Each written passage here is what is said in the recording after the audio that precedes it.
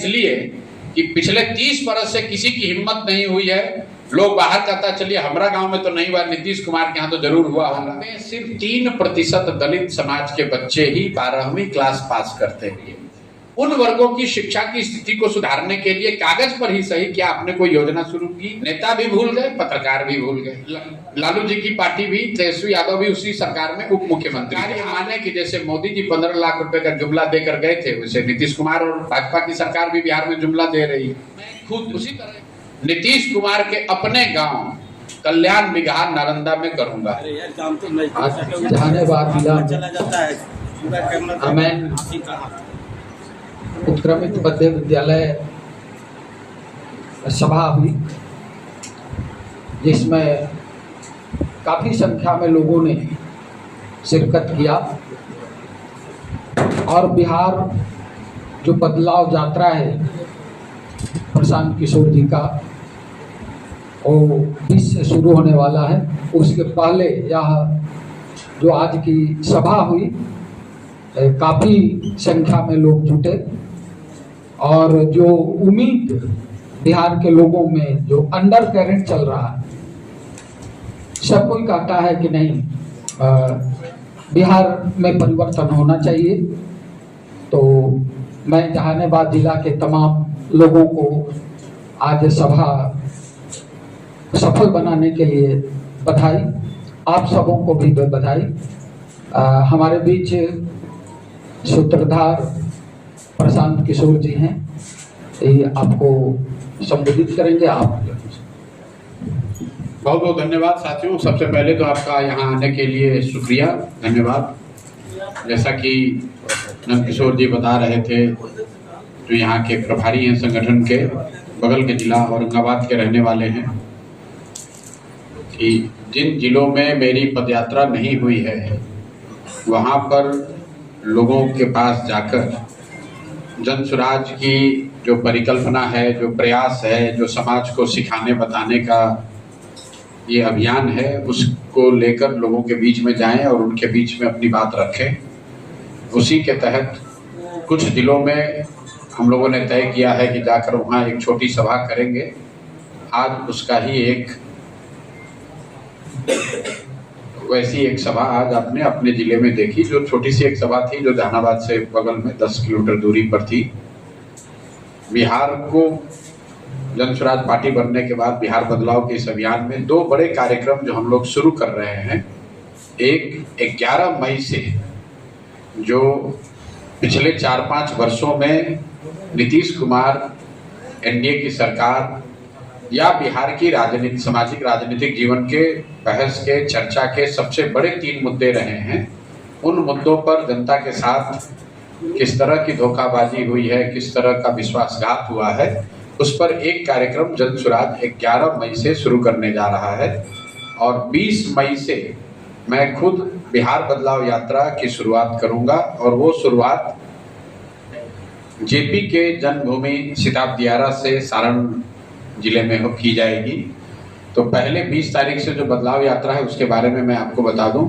वो जेपी के जन्मभूमि से इसलिए शुरू हो रहा है क्योंकि 30, 40, 45 वर्षों से बिहार की जनता जेपी के जो व्यवस्था परिवर्तन के नारे को याद कर रही है या संपूर्ण क्रांति की बात करती है। जेपी के सो कॉल्ड जो चेले चपाटे हैं, वही लोग पिछले 30-40 वर्षों से बिहार की व्यवस्था चला रहे हैं।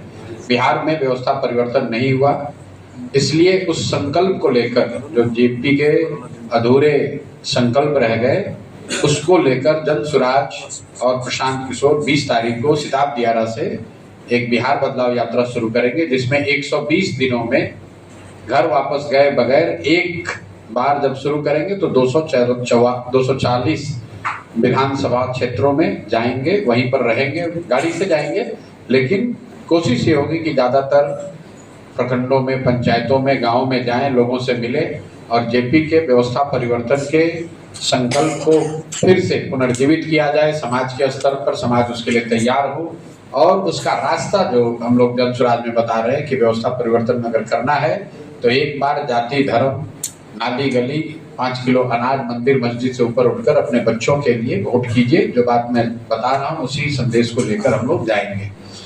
11 मई से जो जनता के साथ सबसे बड़ा विश्वासघात हुआ है, उसको लेकर जन स्वराज पार्टी और पार्टी से जुड़े हुए सारे लोग, हम लोगों ने तय किया है कि 1 करोड़ लोगों के पास हम लोग जाएंगे और 3 बिंदुओं पर जनता से बात करेंगे और उनकी सहमति, उनका हस्ताक्षर लिया जाएगा। वो 3 बिंदु हैं। पहला, पिछले 4-5 वर्षों में यहाँ जाति जनगणना को लेकर आप देख रहे हैं कि किस तरह की राजनीति करने की कोशिश की गई है। अब तो देश के स्तर पर भी उसकी बात हो रही है, लेकिन बिहार में जाति जनगणना आज से 2 वर्ष पहले कंप्लीट कर ली गई। 3-4 वर्षों से ये चर्चा चल रही है कि गणना होनी चाहिए, नहीं होनी चाहिए, अच्छा है, खराब है। पहले दिन से जन स्वराज का ये स्टांस रहा है कि इस तरह की किसी भी तरह की गणना, सर्वे, जनगणना से समाज को कोई नुकसान नहीं है, इसका फायदा ही है। फायदा इस नजरिए से है कि समाज के विभिन्न वर्गों के स्थिति के बारे में, आर्थिक, सामाजिक, शैक्षणिक स्थिति के बारे में अगर आपको बेहतर जानकारी मिलेगी तो निश्चित तौर पर उसका फायदा होगा। लेकिन वो फायदा तब होगा जब जो नतीजे आए उस पर सरकार कुछ काम करे। तो जो लोग ये चर्चा में भाग लेना चाह रहे हैं कि जातीय जनगणना होने से फायदा होगा कि नहीं, बिहार उनके सामने केस स्टडी के तौर पर आना चाहिए। 2 वर्ष पहले जातीय जनगणना पूरी हो गई। उस जनगणना के आधार पर यह पता चला कि आज भी 78 साल की आजादी के बाद और 35 वर्ष से सो कॉल्ड समाजवाद और सामाजिक न्याय की बात करने वाले लोगों की सरकार के बाद भी बिहार में सिर्फ 3% दलित समाज के बच्चे ही 12वीं क्लास पास करते हैं। 5% से कम अति पिछड़ा समाज के लोग 12वीं पास करते हैं। ये चीज उन्हीं की जनगणना में निकलकर आया, जिसको 7 नवंबर 2023 को बिहार विधानसभा में रखा गया। अब मजे की बात यह है कि आपके और हमारे लिए विषय यह है कि सरकार से ये पूछे कि भाई ये पता तो चल गया, उसके बाद 2 वर्ष में उन वर्गों के, बाकी की छोड़िए, उन वर्गों की शिक्षा की स्थिति को सुधारने के लिए कागज पर ही सही क्या आपने कोई योजना शुरू की, कोई वक्तव्य आपने देखा कि दलित या अति पिछड़ा समाज के बच्चों को बेहतर पढ़ाई के लिए, व्यवस्था के लिए कुछ नई सुविधा दी जाएगी? कुछ नहीं किया गया। उसी तरीके से उस जनगणना के आधार पर 24 नवंबर 2023 को नीतीश कुमार ने कहा, तब लालू जी की पार्टी भी, तेजस्वी यादव भी उसी सरकार में उप मुख्यमंत्री थे। आप लोग भी भूल गए। 24 नवंबर को सरकार ने घोषणा की कि हर 94 लाख परिवार जो जातीय जनगणना में गरीब पाए गए हैं, गरीबी रेखा से नीचे पाए गए हैं, उनको 2 लाख रुपए की आर्थिक मदद की जाएगी। नेता भी भूल गए, पत्रकार भी भूल गए। तो अब उस बात को लेकर मैं जन स्वराज परिवार बिहार के गांव-गांव में 11 तारीख से जाएगा और लोगों से हम लोग ये पूछना चाहते हैं, भाई तुमको 2 लाख रुपया मिला कि नहीं मिला? अगर नहीं मिला तो हस्ताक्षर करो कि मिलना चाहिए, क्योंकि मुख्यमंत्री ने कहा था। और नहीं तो सरकार ये माने कि जैसे मोदी जी 15 लाख रुपए का जुमला देकर गए थे, वैसे नीतीश कुमार और भाजपा की सरकार भी बिहार में जुमला दे रही है। उसी तरह एक दूसरा मुद्दा है, 2006 में नीतीश कुमार ने एक योजना शुरू की जिसमें यह बताया कि दलित महादलित परिवार के लोगों को, जो भूमिहीन लोग हैं, उनको 3 डिसमिल जमीन घर बनाने के लिए सरकार की ओर से मुफ्त दिया जाएगा। 2008 से हम लोग बैठे अभी 2025 में, कुल 18 साल हो गए।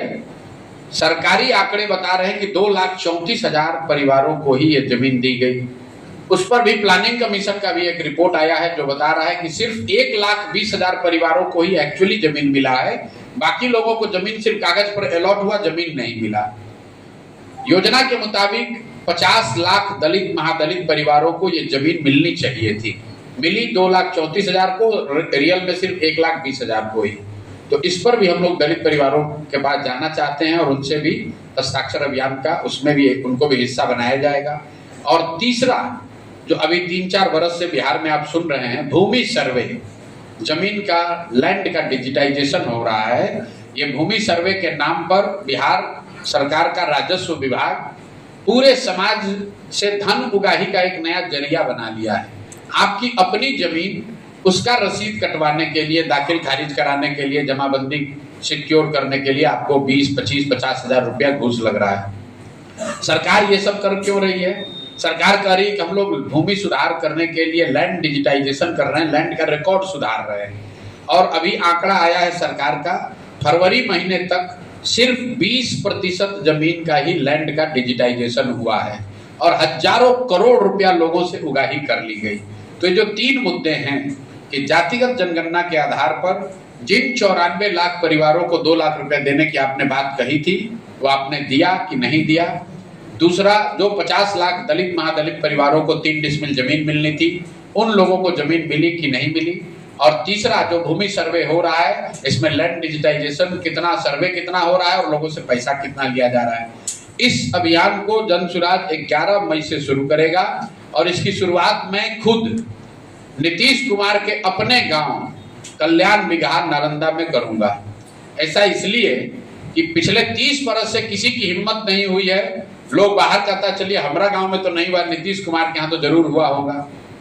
इसलिए मैं नीतीश कुमार के गांव में ही जाकर ये तीनों बात चेक करना चाहता हूं, जनता के सामने, मीडिया के सामने दिखाना चाहता हूं कि नीतीश कुमार के गांव में भी किसी गरीब को 2 लाख रुपया नहीं मिला है।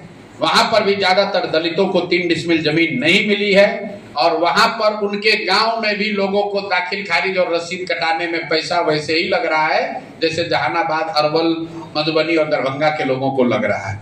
तो नीतीश के गांव से इस अभियान की शुरुआत 11 मई को मैं खुद अपने साथियों के साथ करूंगा और उसके बाद पूरे बिहार में 40,000 गांव में जन सुराज के साथी जाएंगे, घर घर जाकर इस 3 मुद्दे पर जनता को जगाएंगे और उनके साथ जो विश्वासघात हुआ है उसके बारे में, ये नीतीश भाजपा की सरकार के बारे में इस बात को घर घर पहुंचाया जाएगा। तो ये 2 अभियान है और आज मैं, जैसा मैंने आपको बताया, चूंकि मेरी पदयात्रा यहाँ नहीं हुई है तो आज लोगों से संवाद के लिए आया था।